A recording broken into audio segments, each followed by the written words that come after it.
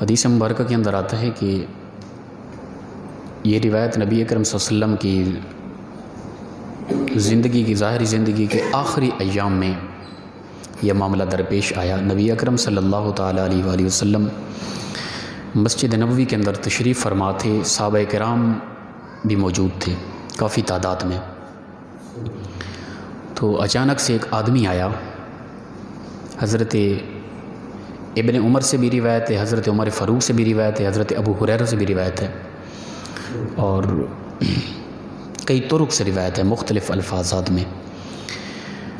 حضرت عمر رضی اللہ تعالیٰ عنہ فرماتے ہیں کہ ہم نے دیکھا کہ اچانک ایک آدمی آیا اور اس کے سفید کپڑے تھے، زلفیں خوبصورت تھی، داڑھی کنگھی لگی ہوئی تازی، اور لگتا تھا کہ ابھی یہ نہا کے صاف ستھرے کپڑے ابھی مسجد میں انٹر ہوا ہے، سیاہ قسم کی زلفیں تھی خوبصورت، اور ہم میں سے کوئی بھی اسے جانتا نہیں تھا، اور ہم تعجب اس بات پہ کر رہے تھے، مفہوم حدیث ہے، ہم تعجب اس بات پہ کر رہے تھے کہ اس آدمی کو ہم میں سے کوئی جانتا نہیں ہے کہ یہ کہاں کا رہنے والا ہے، پہلی مرتبہ ہم اسے دیکھ رہے ہیں، اور جس حالت میں یہ آیا ہے نا، لگتا ہے کہ بالکل قریب ابھی نہا کے نئے کپڑے پہن کے ابھی مسجد میں انٹر ہوا ہے، اور کوئی جانتا ہے نہیں، پورے مدینہ میں سے کوئی نہیں جانتا، حالانکہ وہ پہاڑی علاقے ہیں اور وہاں پر کوئی سفر کرے، کیونکہ اس وقت یہ تو ہماری طرح آج کل جو ماڈرن دور ہے سواریوں کا انتظام ہے یہ تو نہ تھا نا، اور جو بھی دور کا سفر کر کے آتا تو اس کے چہرے سے، لباس سے، داڑھی سے، زلفوں سے سفر کے آثار محسوس ہوتے، غد و غبار ہوتی، اس کی حالت وہ نہیں رہتی تھی۔ حضرت عمر فاروق فرماتے ہیں کہ ہم تعجب کر رہے تھے، ہم میں سے کوئی بھی بندہ اسے جانتا نہیں ہے، اور اس کے یہ کہیں دور کا لگتا ہے اس لحاظ سے، اور سفر کے آثار بالکل نظر نہیں آ رہے۔ ہم نے بڑا تعجب کیا، حیران تھے۔ بہرحال اس کے آنے کا انداز بھی بالکل ہم سب سے جدا تھا۔ وہ اندر آیا اور سارے مجمع کو چیرتا ہوا، گزرتا ہوا رسول اللہ صلی اللہ علیہ وسلم کے ہاں قریب جا کے دو زانوں، جس طرح ہم اتحیات پہ بیٹھتے ہیں نا، دو زانوں رسول اللہ صلی اللہ علیہ وسلم بھی اسی طرح بیٹھے ہوئے تھے، انہوں نے جا کے رسول اللہ صلی اللہ علیہ وسلم کے گھٹنوں کے ساتھ اپنے گھٹنے ملا لیے، اور اپنے ہاتھ دونوں رسول اللہ صلی اللہ علیہ وسلم کے گھٹنوں پہ رکھ دیا۔ ہم بڑا تعجب کر رہے تھے بھی کیسا انسان ہے یہ، کون آدمی ہے؟ ہمیں بہت تعجب، تمام کی توجہ اس طرف تھی، اسی کو دیکھ رہے تھے۔ خوبصورت بھی ہے، خوبصورت زلفیں ہیں، سیاہ قسم کی، صاف ستھرا لباس ہے، کہیں دور سے آیا ہے، سفر آثار کے بالکل نہیں ہے۔ عقل دنگ تھے، ہم سوچ رہے تھے بھئی کیسا معاملہ ہے۔ پھر اس کے آنے کا اور بیٹھنے کا انداز بالکل جدا تھا ہم سب سے۔ ہمارے اندر یہ جرأت ہی نہیں ہوتی تھی کہ ہم رسول اللہ صلی اللہ علیہ وسلم کی طرح قریب جا کے بیٹھیں۔ اللہ کے نبی کا ایک خاص روب تھا، ایک حسن جمال اس قدر تھا کہ ہم مکمل طور پہ اپنی آنکھ لگا کر چہرہ مصطفیٰ کی طرف دیکھنا دشوار ہوتا تھا ہمارے لیے، اس قدر حسن مصطفیٰ تھا۔ تو ہوا یہ کہ پھر وہ اس کا ایک تو اس کا ظاہراً اس کا عجیب تھا، پھر اس کا آنے کا انداز عجیب تھا، پھر اس کے بیٹھنے کا انداز عجیب تھا، پھر اس کے سوال بڑے عجیب تھے، پھر ان سوالوں کے جواب ملنے پر اس کے پھر جواب پر ہم پھر تعجب کر رہے تھے۔ اس نے آتے ہی سوال کیا، یا رسول اللہ صلی اللہ علیہ وسلم، یا محمد صلی اللہ علیہ وسلم، اسلام کیا چیز ہے؟ یہ پہلا سوال کیا اس نے، مفہوم حدیث مختصر کر رہا ہوں۔ تو نبی اکرم صلی اللہ تعالیٰ علیہ وآلہ وسلم نے فرمایا اسلام یہ ہے کہ تو اللہ کو، اس کے رسول کو، اس کی کتابوں کو، اس کے انبیاء کو، فرشتوں پر، جنت جہنم پر، قیامت پر ایمان لے آئے۔ یہ دراصل ابتدائی اسلام ہے۔ اس نے کہا آپ نے سچ کہا ہے۔ سوال کیا، رسول اللہ صلی اللہ علیہ وسلم جب جواب دیا، اب جواب کے متعلق کہتا ہے بالکل آپ نے ٹھیک کہا ہے۔ بھائی جب تجھے علم تھا، سوال کا جواب آتا تھا، سوال کیوں کیا؟ پھر رسول اللہ صلی اللہ علیہ وسلم کے جواب کی تصدیق کرنا کس میں ہمت ہے؟ ٹھیک ہے نا، اللہ کے نبی کے جواب پر تو تصدیق کر رہا ہے، اسے تو ہم توہین سمجھتے ہیں۔ ہم نے بڑا تعجب کیا، بھئی سوال بھی خود کرتا ہے، جواب ملنے پر تصدیق بھی خود کر رہا ہے۔ ہماری عقلیں دنگ تھی، ہم دیکھتے رہ گئے اس آدمی کی طرف۔ اس نے دوسرا سوال اٹھایا، ایمان کیا ہے یا رسول اللہ؟ اللہ کے نبی صلی اللہ علیہ وسلم نے فرمایا ایمان یہ ہے کہ تو نماز ادا کر، زکوٰۃ دے، صاحب استطاعت ہے تو حج کر، یعنی جتنا بھی اعمال ہیں ان پر عمل کے متعلق اللہ کے نبی صلی اللہ علیہ وسلم نے فرمایا یہ ایمان ہے۔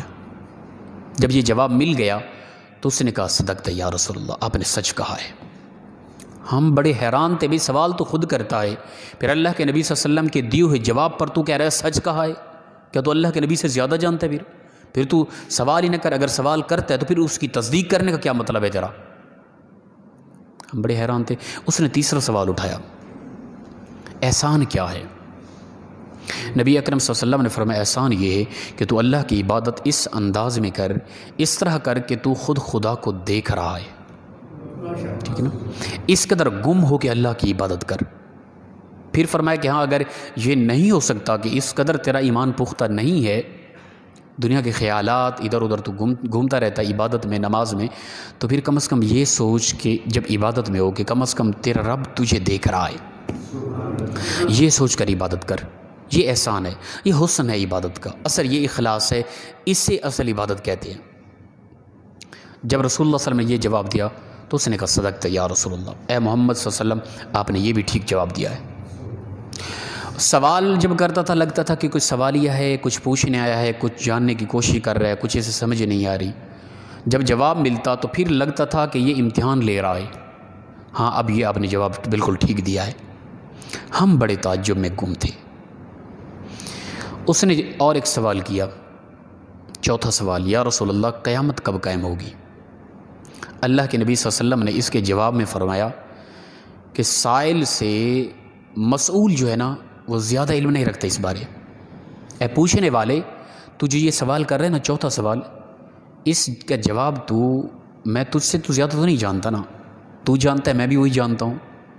تو یہ جو سوال کر رہا ہے یعنی قیامت کب قائم ہوگی، یہ ڈیٹ، یہ تاریخ بتانا تو ویسے بھی الاؤ نہیں ہے نا اللہ کی طرف سے، خود خدا نے نہیں بتایا، اللہ کے رسول صلی اللہ علیہ وسلم نے فرمایا نہیں، یہ تو بھی خوب جانتا ہے، جو میں جانتا ہوں وہ تو بھی جانتا ہے قیامت کب قائم ہوگی۔ اس کا جواب مکمل رسول اللہ صلی اللہ علیہ وسلم نے نہ دیا۔ پھر ہوا یہ کہ عرض کی یا رسول اللہ صلی اللہ علیہ وسلم آپ پھر اس قیامت کی کچھ نشانیاں بیان فرما دیں۔ اللہ کے محبوب صلی اللہ علیہ وسلم نے چند ایک نشانیاں بیان فرمائی، ان میں سے ایک دو میں آپ کے ہاں پیش کرتا ہوں۔ رسول اللہ صلی اللہ علیہ وسلم نے فرمایا قرب قیامت، قیامت کے نزدیک میری امت کے اندر وہ لوگ جو بکریاں چرانے والے تھے، چرواہے لوگ، قرب قیامت وہ بڑی بڑی عمارات میں ایک دوسرے پر فخر کرتے ہوئے نظر آئیں گے۔ ایک وقت تھا وہ غریب تھے، بکریاں چراتے تھے، ان کے پاس کچھ نہ تھا، پھر وقت آئے گا کہ وہی لوگ بڑی بڑی عمارات میں ایک دوسرے پر فخر کرتے ہوئے نظر آئیں گے۔ یہ قیامت کی نشانیوں میں سے ایک نشانی ہے، ٹھیک ہے نا۔ دوسری نشانی رسول اللہ صلی اللہ علیہ وسلم نے فرمایا وہ یہ ہے کہ عورت ماں اپنے آقا کو جنم دے گی، ٹھیک ہے نا، یہ بڑی گہرائی کی بات ہے، عجیب بات ہے۔ عورت اپنے آقا کو، لونڈی اپنے آقا کو جنم دے گی، بیٹا ہوگا آقا، ماں ہوگی غلام۔ اس کا مطلب یہ ہے قرب قیامت میری امت کے جوانوں کے اندر ایسی بے حسی پیدا ہو جائے گی کہ جس طرح عرب کے لوگ اپنی لونڈیوں کے ساتھ برتاؤ کرتے ہیں نا، میری امت کے لوگ اپنی سگی ماں کے ساتھ یہ برتاؤ کریں گے، ٹھیک ہے نا۔ یہ قیامت کی نشانیوں میں سے ایک عجیب نشانی ہے۔ اور آپ دیکھیں گے نیٹ پہ دیکھیں، ماؤں کو مارا جا رہا ہے، ماؤں کو ستایا جا رہا ہے۔ وہ ماں جس نے 9 ماہ پیٹ میں رکھا، پیدا کیا، پرورش کرتی رہی، وہ ماں آج اداس ہے، وہ ماں آج پریشان حال ہے، اس ماں کو ذلیل کیا جا رہا ہے۔ اچھے لوگ بھی ہیں، ماں کے قدم چومنے والے بھی ہیں، ماں ضعیف العمر ہو گئی، چارپائی پہ پڑی ہے، چلنے پھرنے سے لاغر ہے۔ ایسے بھی دیکھیں کہ جو ہر وقت سب سے زیادہ توجہ ماں کی طرف ہوتی ہے، ایسے لوگ بھی ہیں۔ ان کی عظمت کو سلام کہ یقیناً وہ دنیا کے اندر جنت کما چکے ہیں۔ اللہ کے نبی صلی اللہ علیہ وسلم نے فرمایا کہ کم بخت ہے وہ انسان، مفہوم حدیث کے، جس نے اپنے ماں باپ کے بڑھاپے کو پایا اور جنت نہ کمائی۔ ماں باپ کا بڑھاپا آیا اس کے سامنے، اس نے وہ جنت میں داخل نہ ہوا، تو اس سے بڑا کم بخت ناداں انسان کائنات میں کوئی نہیں ہے۔ یہ سوالات ہوئے، رسول اللہ صلی اللہ علیہ وسلم جب یہ جواب دیے تو اس نے کہا صدقت یا رسول اللہ، آپ نے سچ کہا۔ حضرت عمر فاروق فرماتے ہیں ہم اس کی طرف دیکھ رہے تھے، ہم بڑا تعجب کر رہے تھے، بھئی کیسا آدمی یہ ٹکرا کہ اس نے آ کے کیسے سوالات کیے، کیسے اس کہانے کا انداز ہے، خوبصورت بھی ہے، سفید لباس بھی ہے۔ یہ بات کرنے کے بعد وہ اسی طرح اٹھا چلا گیا۔ کچھ لمحے کے بعد رسول اللہ صلی اللہ علیہ وسلم نے فرمایا عمر جانتے ہو یہ کون تھا؟ نہیں عمر جاؤ، جو ابھی سوال کر رہا تھا نا جاؤ اسے بلا کے لاؤ، ابھی وہ نکلے ہی ہے باہر۔ حضرت عمر فاروق وہ تو ویسے بھی جذباتی آدمی، اس طرح کے آدمی کو تو وہ اسے پکڑتے ہیں، وہ دوڑے باہر، فی الفور رسول اللہ صلی اللہ علیہ وسلم کا حکم ہوا دوڑ پڑے باہر، تو دیکھا کہیں نہیں ہے، کھلم کھلا علاقے تھے یا پہاڑی علاقے ارد گرد، بڑی کوشش کی ڈھونڈنے کی، ہر طرف دوڑے، بندہ ملا ہی نہیں، واپس سے یا رسول اللہ وہ ملا ہی نہیں، ابھی نکلا باہر مسجد سے نکلا ہی ہے، ہم نے بڑی کوشش کی اسے ڈھونڈنے کی، نہیں ملا۔ فرمایا نہیں ملا نا یا رسول اللہ؟ نہیں ملا۔ فرمایا دراصل یہ جبرائیل تھا، تمہیں تمہارا دین سکھانے کے لیے آیا تھا، ٹھیک ہے نا۔ اب ہم اس میں غور کریں کہ جبرائیل علیہ السلام آئے اس حالت میں، انہوں نے کیا کچھ ہمیں دین سکھایا۔ دراصل یہ جبرائیل، اچھا ایک تو سوال کر کے علم بھی ہو، علم کے باوجود مجمع میں سوال کر دینا تاکہ اس سوال کا جواب لوگوں تک پہنچے، یہ جبرائیل علیہ السلام کی سنت ہے۔ جو لوگ مجمع کے اندر علم کے باوجود سوال کرتے ہیں تاکہ یہ اس کا جواب لوگوں تک پہنچے، وہ جبرائیل کی سنت ادا کر رہے ہیں، ٹھیک ہے نا۔ تو اب ہم اس کے اندر دیکھیں، سب سے پہلی بات صاف ستھرا رہنا، کیونکہ جبرائیل علیہ السلام آئے، ان کا آنا، ان کا چلنا، ان کا پھرنا، ان کا بیٹھنا، ان کی بات چیت، ان کے سوالات، یہ سب کچھ دین کا حصہ تھا، وہ ہمیں سکھانے کے لیے آئے۔ سب سے پہلا یہ کہ جبرائیل علیہ السلام کا انداز تھا صاف ستھرا انداز، سفید لباس، یہ ہمارے دین کا بہترین حصہ ہے، اخلاقی فرض بھی ہے اور اس کے اندر حسن بھی ہے۔ جنت کے اندر بھی سفید لباس ہوگا۔ آپ میں سے کوئی شاید میری ذات پہ سوال اٹھا سکتے ہیں، حضرت نہ آپ کا لباس سفید ہے نہ پگڑی سفید ہے، تو میرے بھی سفید لباس ہیں ماشاءاللہ۔ باقی یہ ہے کہ خوبصورت لباس وہ اسلام نے اسے زیادہ پسند کیا ہے، وہ پہنے، وہ سنت ہدا ہے، سنت زوائد ہے، ٹھیک ہے نا۔ اس کو استعمال کریں تو بہت اچھا ہے، نہ کرنے سے گناہ گار نہیں انسان۔ صاف ستھرا رہنا، سفید لباس پہننا، یہ بہترین اسلام کا ایک طریقہ ہے، بنیادی بات۔ دوسرے یہ کہ رسول اللہ صلی اللہ علیہ وسلم کے سامنے آ کے دو زانوں بیٹھے، وہ علم کی محفل تھی، علم کی مجلس تھی۔ جبرائیل السلام کے بیٹھنے کا انداز یہ تھا کہ دو زانوں، اور پھر رسول اللہ صلی اللہ علیہ وسلم کے ایک ادب کرتے ہوئے۔ تو اس میں ہم نے یہ کرنا ہے آئندہ کے لیے، جب بھی کسی دین کی علمی مجلس میں بیٹھے نا، تو پوری محفل میں تو ہم بیٹھ نہیں سکتے، تھکاوٹ ہو جاتی ہے۔ دو زانوں اتحیات کی حالت میں بعض اوقات لوگ ہوتے ہیں وہ اس انداز میں بیٹھ نہیں سکتے، کوئی طبیعت کوئی فالٹ ہوتا ہے جسم میں، تو کبھی کبھار ہم کوشش کریں کہ جب مجلس میں بیٹھے نا تو 1 سیکنڈ 2 سیکنڈ 5 سیکنڈ کے لیے اس حالت میں بیٹھ جائیں، پھر چاہے وہ انداز بدل لیں، تاکہ وہ بیٹھنے کا طریقہ ابتداءً جبرائیل جیسی بیٹھنے کی وہ سنت ہماری ادا ہو جائے، ٹھیک ہے نا۔ دوسرے ہے کہ بڑوں کے ادب کے لیے ہمیں بیٹھنے کا ایک انداز اور طریقہ بہتر کرنا چاہیے، یہ بھی ہمارے ہاں بہت ہی کم ہی ہوتا ہے، بلکہ الیکٹرانک میڈیا کی طرف دیکھا جائے تو وہاں پہ علماء کو جب بلائے جاتے ہیں نا، علماء میں نے خود دیکھا ہے، جس میں غور کیا، علماء کرام بڑے سنجیدہ انداز میں بیٹھے ہوتے ہیں، اور جو اینکر ہوتے ہیں نا وہ ان کا انداز بیٹھنے کا، یا سیاسی آدمی بیٹھا ہے ان کا انداز بیٹھنے کا آپ کبھی غور کر کے دیکھیں اس میں، ٹھیک ہے نا۔ شوز بھی پہنے ہوتے ہیں انہوں نے، اور ٹانگ پہ ٹانگ چڑھائی ہوتی ہے، بڑے عجیب اسٹائل سے، وہ ایک تہذیب نظر نہیں آتی جو اسلام سمجھاتا ہے نا، کیونکہ ہمارے معاشرے نے تہذیب وہ سمجھی جو ہمیں یورپ سے ملی، ٹھیک ہے نا۔ جو مغربی سوچ ہے ہم نے اسے تہذیب سمجھا، اسے سنجیدگی سمجھا، اسے حسن سمجھا، جو اسلام نے ہمیں سمجھایا اس سے ہم آ رہی ہیں۔ تو لہٰذا ہم نے کوشش کرنی ہے، کوئی عالم دین ہے، کوئی بڑا آدمی ہے، اس سے زیادہ اس کا ادب کرنا ہے، احترام کرنا ہے، یہ ہمارے دین کے حصے میں سے ایک حصہ ہے، جبرائیل نے ہمیں سمجھایا ہے۔ اگر یہ نہیں ہے تو پھر ہم دین کے کافی احکام سے دور ہیں، سمجھیں۔ اور اس کے بعد سوال کرنا علمی مجلس کے اندر، اور سوال میں تہذیب ہو، بعض اوقات لوگ اعتراض اٹھاتے ہیں، ٹھیک ہے نا، اور ہم بھی یہاں بیٹھے ہوئے ہمیں بھی پتہ ہوتا ہے کہ انسان یہ سوال کر رہا ہے، اعتراض کر رہا ہے، اعتراض اٹھائیں۔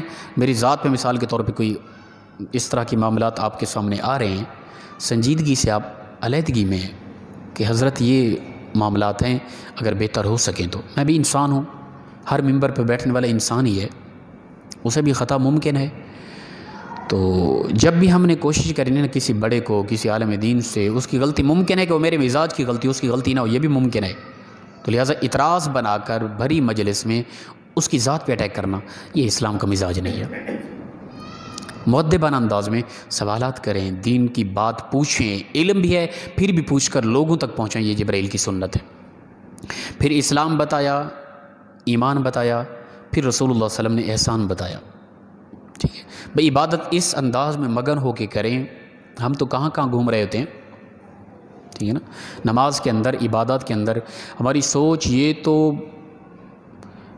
ممکن ہی نہیں کہ اس دور کے اندر ہمارے اندر یہ سوچ پیدا ہو جائے کہ ہم عبادت کریں، ہم اپنے رب کو دیکھ رہے ہیں، یا پھر اس سے اگلا درجہ جو کم درجہ ہے کہ ہمارا رب ہمیں دیکھ رہا ہے۔ جب یہ سوچ ہم پیدا کریں نا، ہم اب کوشش کر کے دیکھیں جب عبادت میں ہونا، یہ تو بہت مشکل ہے ہمارے لیے، کم از کم یہ سوچیں کہ میرا رب مجھے دیکھ رہا ہے، وہ میرے دل کی حالت کو، میرے دماغ میں کیا سوچ ہے، میرا قیام، قرات، رکوع، سجود، عبادات میں کتنا خلوص ہے، وہ ہر چیز کو بغور دیکھ رہا ہے۔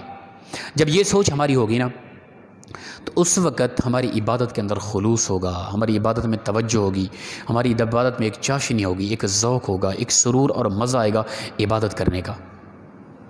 یہ ہم کر کے دیکھیں، ہیں کرنے والے، باقی میں ممکن ہے شاید آپ کے اندر اس طرح کا کوئی بھی آدمی نہ ہو، ممکن ہے شاید میری طرح کا کوئی ہو ایسا جو ادھر ادھر توجہ رکھ کے بس عارضی طور پہ عبادت کرتا ہو۔ میں اپنی ذات کو مد نظر رکھ کے یہ بات کر رہا ہوں، ممکن ہے۔ تو لہٰذا ہم نے مگن ہو کے عبادت کرنی ہے، بہترین عبادت بھی وہی ہے، اس میں سرور بھی آئے گا۔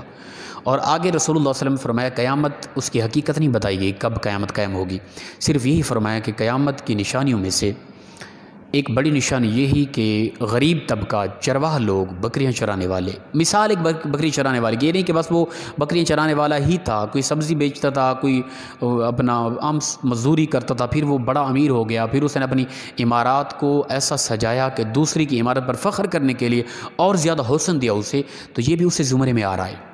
آج ہم دیکھیں ہماری حتی الامکان کوشش ہوتی ہے میری یہ رہائش، میری گاڑی، میرا انداز زندگی دوسرے سے اعلیٰ ہو، اور ہم دیکھیں گے فلاں نے اپنے گھر کا سٹائل کس طرح کا کیا، اسی طرح اس سے کہیں اعلیٰ بنانے کی ہم کوشش کریں گے۔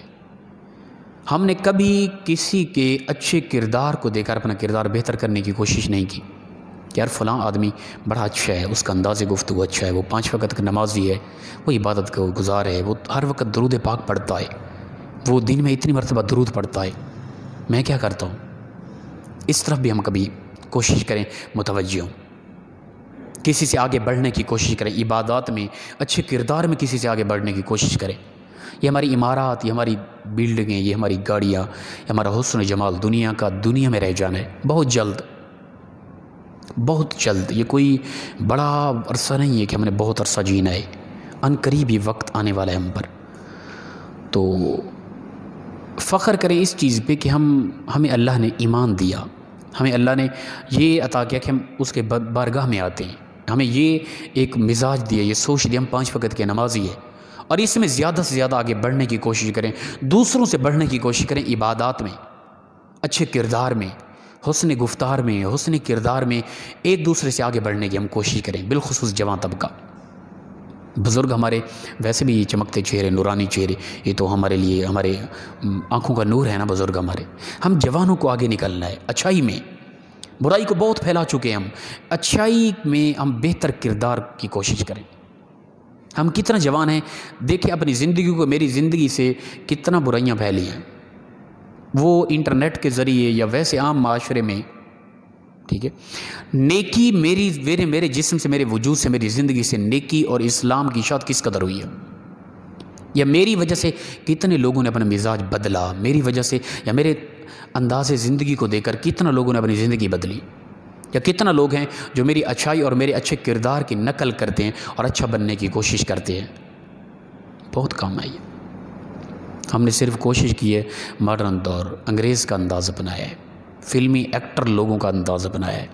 ہمارے بالوں کی کٹنگ، داڑھی رکھانی نہیں، اگر رکھانی ہے فیشن، مذاق، اللہ کے دین کے ساتھ مذاق ہے، یہ نہ کریں اس طرح۔ موت یہ نہیں دکھتی کہ یہ جوان ہے ابھی یہ بوڑھا ہوگا، نہیں، اس نے جب آ جانا ہے نا، فیضا جا آجلہم لا یستاخرون ساعۃ ولا یستقدمون، اس نے نہیں دیکھنا کہ اس نے ابھی شادی کرنی تھی، اس نے نہیں دیکھنا اس کے بچے ہیں، اس نے بچوں کی شادی کرنی ہے، اس کے کاروبار ہیں، کئی معاملات اس کے پڑے ہوئے ہیں، اس نے ان کو سنبھالنا ہے، فلاں فلاں نہیں۔ وہ نہ حسن کو دیکھتا ہے موت، نہ علم کو دیکھتی ہے، نہ انسان کے معیار کو دیکھتی ہے، نہ انسان کی عزت و وقار کو، کچھ بھی نہیں۔ جس حالت کا انسان ہے، بڑا سے بڑا، کچھ نہیں دیکھی۔ اس نے آ کے انسان کے جسم سے جان کو نوچ کے رکھ دینا ہے، انسان تڑپ تڑپ کے ایک ایک خاک کی ڈھیری بن جائے گی۔ تو لہٰذا ہماری یہ جوانیاں اس بھول میں نہ رہیں کہ ہم پر موت نہیں آ سکتی، ابھی بوڑھے ہونا ہے۔ سب سے بڑی غلط فہمی ہماری یہی ہے کہ ہم نے بوڑھے ہونا ہے، ابھی کوئی پتہ نہیں ہے۔ یہ حسن خاک میں مل جائے، ابھی ممکن ہے یہ۔ تو اللہ کے نبی صلی اللہ علیہ وسلم نے فرمایا آخری بات کہ قرب قیامت یہ بھی ہوگا کہ لونڈیاں اپنا ماں اپنے آقا کو جنم دے گی، یعنی بیٹوں کا انداز ماں باپ کے ساتھ ایسا ہوگا کہ عرب کے لوگ جس طرح اپنی غلام اپنی لونڈی کے ساتھ انداز اپناتے ہیں۔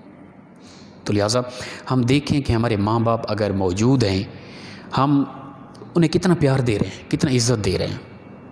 اگر چلے گئے ہیں، کس قدر ہم ان کو دعاؤں میں یاد رکھتے ہیں، کس قدر ہم ان کی قبر پہ جا کے ان کے لیے دعائیں مغفرت کرتے ہیں۔ اللہ کے نبی صلی اللہ علیہ وسلم کے پاس ایک صاحب آئے، آ کر عرض کی یا رسول اللہ صلی اللہ علیہ وسلم، میں بڑا دکھی ہوں، غم زدہ ہوں۔ وہ یہ کہ مجھے لگتا ہے کہ میرے ماں باپ دنیا سے چلے گئے، اور اسے اگر بعد میں کر دیں حضرت، بعد میں کر دیں، لوگوں کی ادھر توجہ ہو جائے گی ساری۔ رسول اللہ صلی اللہ علیہ وسلم کے یہاں آیا، یا رسول اللہ میں بڑا پریشان حال ہوں کہ میرے ماں باپ دنیا سے چلے گئے ہیں، اور مجھے لگ رہا ہے کہ میرے ماں باپ مجھ پہ ناراض تھے، اور میں بڑا اداس ہوں۔ اور اکثر یہ ہوتا ہے جب ماں باپ چلے جاتے ہیں نا، پھر بڑا غم ہوتا ہے، دکھ ہوتا ہے، کاش کہ میری ماں، وہ میرا باپ ایک لمحہ آ جاتے پھر دوبارہ، پر دوبارہ یہ وقت نہیں آنا، ٹھیک ہے نا۔ وقت پر کافی، ایک قطرہ بھی آب خوش ہنگام کا، جل گیا کھیت برسمی تو پھر کس کام کا، ٹھیک ہے نا۔ ایک قطرہ بھی اس کھیت کو جلانے کے لیے ممکن ہے، اس کی جلنے والی آگ کو مٹا سکتا ہے۔ جب پورا کھیت ہی جل گیا تو بارش برستی رہے تو کیا فائدہ۔ اب ماں باپ کے چلے جانے کے بعد میں اور آپ روتے رہیں، اب وہ مزہ نہیں ہے۔ جب زندہ تھے، ضعیف العمر تھے، کمزور تھے، بیمار تھے، لاچار تھے، تمہارے محتاج تھے، اس وقت تو توجہ ہی نہ تھی۔ تو لہٰذا وہ صحابی آئے، عرض کی یا رسول اللہ صلی اللہ علیہ وسلم، میرے ماں باپ دنیا سے چلے گئے، میں بڑا اداس ہوں، وہ مجھ پہ ناراض تھے، میں کیا کروں۔ اللہ کے نبی صلی اللہ علیہ وسلم نے فرمایا تو ایسا کر، ہر جمعہ والے دن اپنی ماں باپ کی قبر پر چلا گیا کر، جمعہ والے دن، اور جمعہ سے پہلے کا بہتر طریقہ جو انداز ہے، حکم ہے، اور وہاں جا کے ان کے لیے دعائیں مغفرت کیا کر۔ قیامت کے دن تو ان لوگوں کی صفوں میں کھڑا کیا جائے گا جو ماں باپ کے ساتھ پیار محبت کرنے والے تھے، ٹھیک ہے نا۔ تو اگر ہم چاہتے ہیں ہمارے کسی کے ماں باپ چلے گئے، پھر بھی آپشن ہے ہمارے پاس، وہ ناراض تھے، ہم ان کی خدمت نہ کر سکے یا نہیں کی جان بوجھ کے، اب احساس ہو رہا ہے، اب بھی آپشن اسلام دے رہا ہے ہمیں، ان کو دعائیں مغفرت میں یاد کریں ہمیشہ۔ اور قیامت کے دن لوگ جب کھڑے ہوں گے تو کئی لوگ ہوں گے ان کے پہاڑوں کی مثل گناہ تھے، اب جب قبروں سے اٹھیں گے ان کے گناہ مٹ چکے ہیں، پہاڑوں کی مثل نیکیاں ہیں۔